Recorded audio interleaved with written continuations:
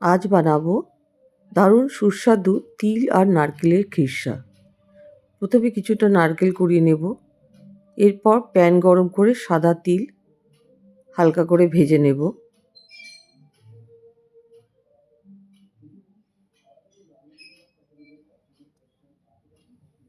তিল ভাজা হয়ে গেলে নামিয়ে নেব। এরপর প্যান গরম করে সামান্য কিছুটা ঘি দিয়ে দেব।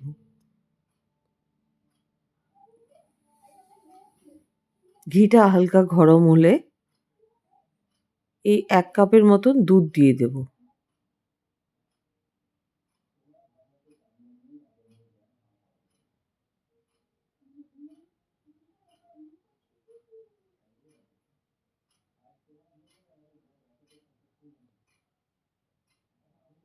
দুধটা ভালো ফুটে গেলে এরপর সামান্য কিছুটা গোবিন্দভোগের চালের গুঁড়ো দিয়ে দেব।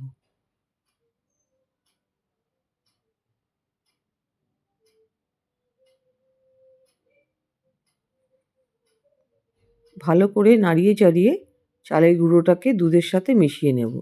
এরপর খানিকটা নারকেল গুঁড়ো দিয়ে দেব।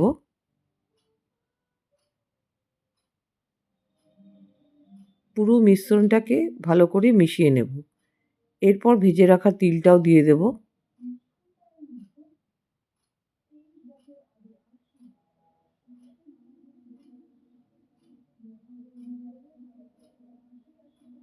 নাড়িয়ে চাড়িয়ে ভালো করে মিশ্রণটাকে শুকিয়ে নেব।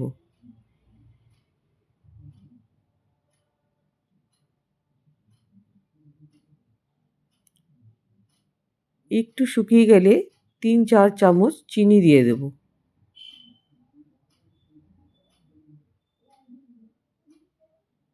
চিনিটা গলে গেলে কিছুটা নলেন গুড় দিয়ে দেব।